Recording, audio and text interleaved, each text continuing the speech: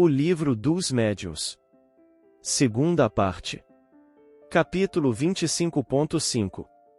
Perguntas sobre as evocações particulares. Pode-se evocar os espíritos sem ser médium? Todo mundo pode evocar os espíritos, e se aqueles que chamou não podem se manifestar materialmente, estão por perto e o escutam. O espírito evocado se apresenta sempre que o apelo é feito?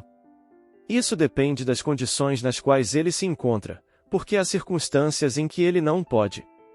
Quais são as causas que podem impedir um espírito de responder ao nosso apelo? Sua vontade, primeiro; depois, seu estado corporal, se está reencarnado, as missões de que pode estar encarregado, ou a permissão que lhe pode ser negada. Há espíritos que não podem se comunicar nunca, são aqueles que, por sua natureza, pertencem ainda a mundos inferiores à Terra. Aqueles que estão nas esferas de punição também não podem, a menos que tenham permissão superior, que não é dada senão com um fim de utilidade geral. Para que um espírito possa se comunicar, é necessário que ele atinja o grau de desenvolvimento do mundo onde é chamado, pois, do contrário, seria estranho às ideias desse mundo e não teria nenhum ponto de comparação para exprimir-se. Isso não acontece com aqueles que são enviados em missão ou em expiação nos mundos inferiores, pois esses têm conhecimentos suficientes para responder. Por que motivo a permissão de se comunicar pode ser negada a um espírito? Pode ser uma prova, ou uma punição, para ele, ou para aqueles que o chamam. Como espíritos dispersos no espaço ou nos diferentes mundos podem ouvir de todos os pontos do universo os apelos que lhes são feitos? Frequentemente são prevenidos pelos espíritos familiares que os rodeiam e que vão procurá-los, mas aqui se passa um fenômeno que é difícil de explicar porque não podem compreender ainda o modo de transmissão do pensamento entre os espíritos. O que posso dizer é que o espírito evocado, afastado como esteja, recebe, por assim dizer, o contragolpe do pensamento como uma espécie de comoção elétrica que chama sua atenção do lado de onde vem o pensamento que se dirige a ele. Pode-se dizer que ele ouve o pensamento, como sobre a terra ouve-se a voz. O fluido universal é o veículo do pensamento, como o ar é do som. Sim, com a diferença de que o som não pode se fazer ouvir senão num raio muito limitado, enquanto que o pensamento atinge o infinito. O espírito no espaço é como o viajante no meio de uma vasta planície, e que, de repente, ouvindo pronunciar seu nome, dirige-se para o lado de onde vem o chamado. Sabemos que as distâncias nada representam para os espíritos, entretanto admira-se de vê-los algumas vezes responder tão prontamente ao apelo, como se estivessem muito perto. É que às vezes estão mesmo. Se a evocação é premeditada, o espírito é avisado com antecedência, e se acha lá um momento antes de ser chamado. O pensamento do evocador é mais ou menos facilmente ouvido segundo certas circunstâncias. Sem dúvida alguma, o espírito chamado por um sentimento simpático e benfazejo é mais vivamente tocado, é como uma voz amiga que ele reconhece. Sem isso, a evocação não se completa. O pensamento que salta da evocação atinge o espírito, se é mal dirigida, atinge o vazio.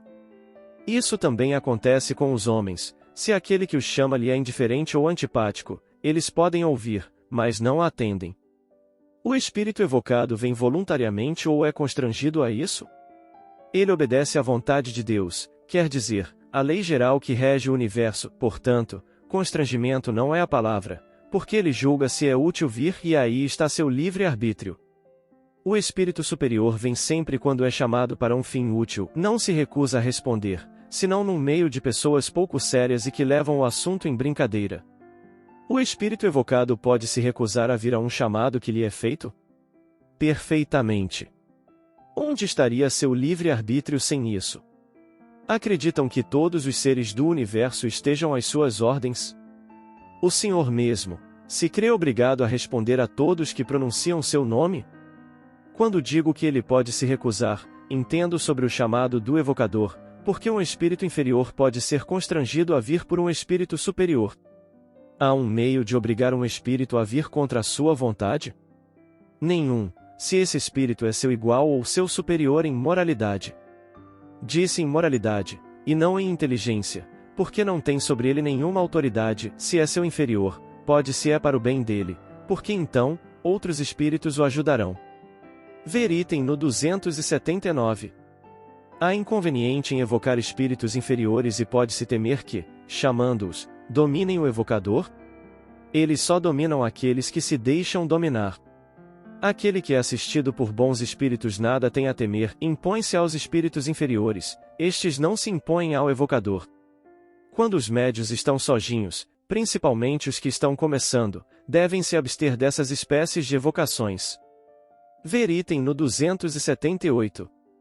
São necessárias algumas disposições especiais nas evocações? A mais essencial de todas as disposições é o recolhimento, quando se quer ter comunicação com espíritos sérios. Com a fé e o desejo do bem, fica-se mais poderoso para evocar os espíritos superiores. Elevando sua alma, por alguns instantes de recolhimento, no momento da evocação, identifica-se com os bons e os dispõe a vir. A fé é necessária para as evocações? A fé em Deus, sim, para o mais, a fé virá se almejar o bem e se tiver o desejo de se instruir. Os homens reunidos em uma comunidade de pensamento e de intenções têm mais poder para evocar os espíritos. Quando todos estão reunidos para a caridade e para o bem, obtêm grandes coisas. Nada é mais prejudicial para o resultado das evocações que a divergência de pensamento. A precaução de fazer uma corrente, dando-se as mãos durante alguns minutos no começo das reuniões é útil? A corrente é um meio material que não promove a união entre as pessoas se ela não existe no pensamento, e isso é mais útil que todo o restante, se unir num pensamento comum, cada um chamando os bons espíritos. Vocês não sabem tudo o que se poderia obter numa reunião séria, de onde seria banido todo sentimento de orgulho e de personalismo e onde reinaria um perfeito sentimento de mútua cordialidade. São preferíveis as evocações em dias e horas fixos? Sim, e se for possível no mesmo lugar. Os espíritos aí comparecem com mais boa vontade e o desejo constante que você tem ajuda os espíritos a vir se comunicar com os homens. Os espíritos têm sua ocupação que não podem deixar de repente para sua satisfação pessoal. Digo, no mesmo lugar, mas não creia que seja uma obrigação absoluta, porque os espíritos estão em toda parte, quero dizer que um lugar consagrado para isso é preferível, porque o recolhimento é mais perfeito. Certos objetos, como medalhas e talismãs, têm a propriedade de atrair ou afastar espíritos, assim como dizem. Essa crença é inútil, porque a matéria não tem nenhuma ação sobre os espíritos. Estejam certos de que nunca um bom espírito aconselha semelhantes absurdos, a virtude dos talismãs, de qualquer natureza que sejam, jamais existiu, senão na imaginação de pessoas crédulas. Que pensar de espíritos que marcam encontros em lugares lúgubres e em horas indevidas? Esses espíritos se divertem à custa daqueles que os escutam. É sempre inútil e frequentemente perigoso ceder a tais sugestões, porque aí não se ganha absolutamente nada a não ser mistificação, perigoso, não pelo mal que os espíritos podem fazer, mas pela influência que isso exercer sobre cérebros fracos. Há dias e horas mais propícios para as evocações? Para os espíritos, isso é completamente indiferente, como tudo o que é material. Seria superstição crer na influência de dias e horas. Os momentos mais propícios são aqueles quando o evocador pode estar menos distraído por suas ocupações habituais, quando seu corpo e seu espírito estão mais calmos. A evocação é para os espíritos uma coisa agradável ou penosa? Vem de boa vontade quando os chamam?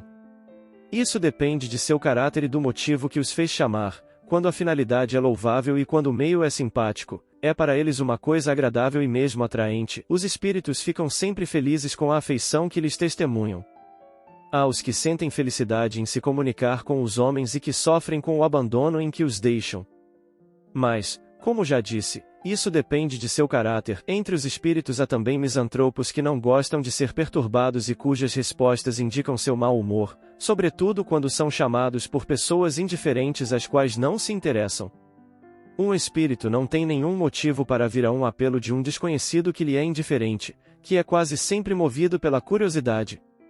Se vem, não faz senão curtas aparições, a menos que haja uma finalidade séria e instrutiva nas evocações. Nota, e vêem-se pessoas que só evocam seus parentes para pedir as coisas mais vulgares da vida material, por exemplo, um para saber se alugará ou venderá sua casa, outro, para saber o lucro que tirará de uma mercadoria, o lugar onde o dinheiro foi depositado, se tal assunto será ou não vantajoso. Nossos parentes de além-túmulo não se interessam por nós senão em razão da afeição que temos por eles. Se todo o nosso pensamento se limita a crê-los feiticeiros, se não pensamos neles senão para pedir informações, eles não podem ter por nós uma grande simpatia e não se deve ficar admirado com o pouco de benevolência que testemunham. Há uma diferença entre os bons e os maus espíritos em relação à solicitude com que se apresentam ao nosso chamado?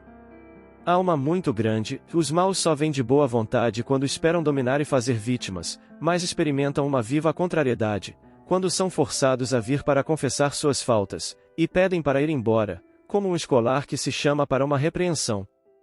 Podem ser obrigados por espíritos superiores, como o castigo e para a instrução dos encarnados.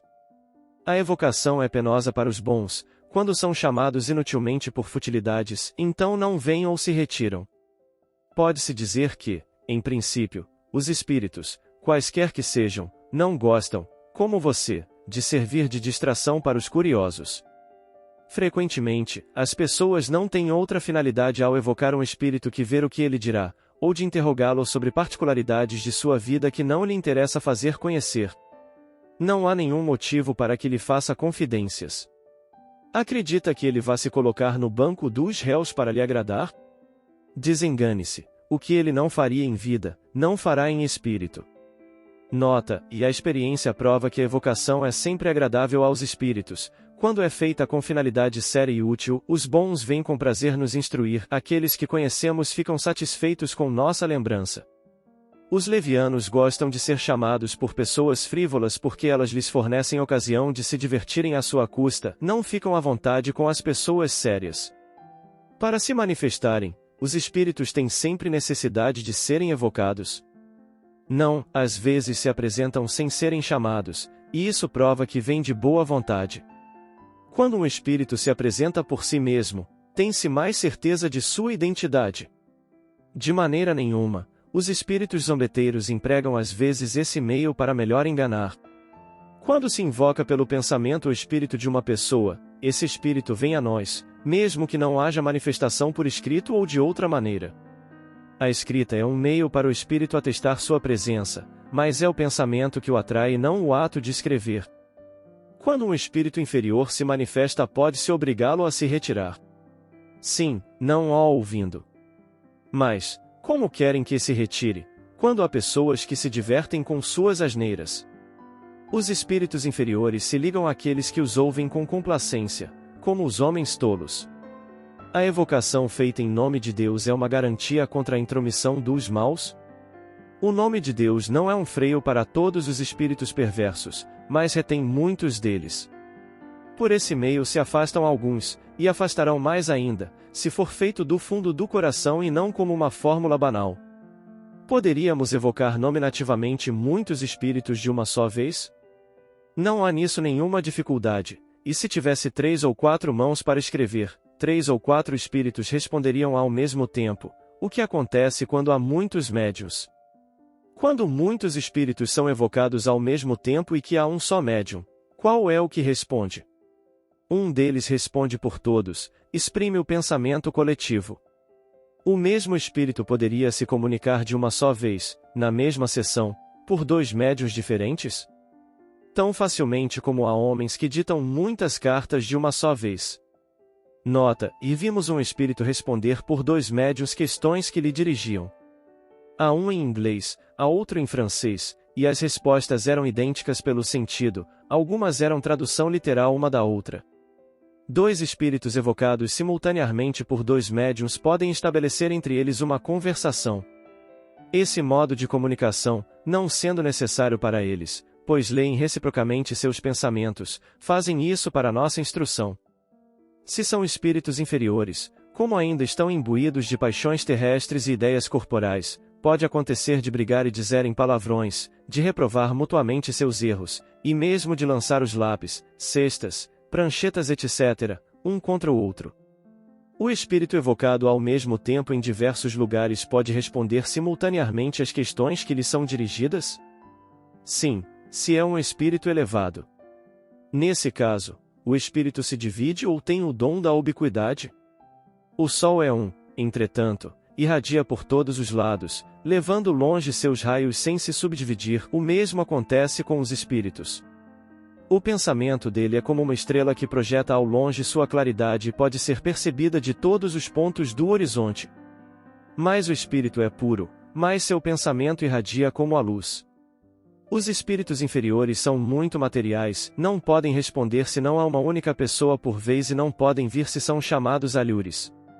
Um espírito superior, chamado ao mesmo tempo em 2 lugares diferentes, responderá às 2 evocações se forem sérias e fervorosas uma como a outra, caso contrário, dá a preferência à mais séria.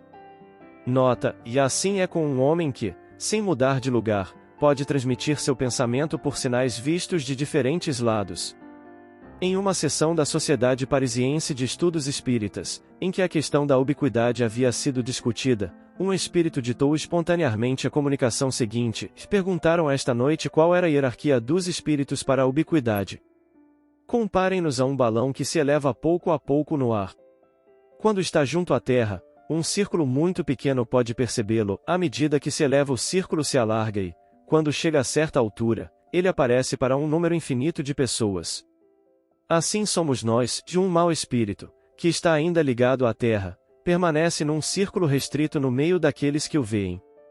Eleve-se na graça, aperfeiçoe-se, e poderá conversar com muitas pessoas. Quando se tornar um espírito superior, irradiará como a luz do sol, se mostrará a muitas pessoas em muitos lugares de uma vez. Shanin.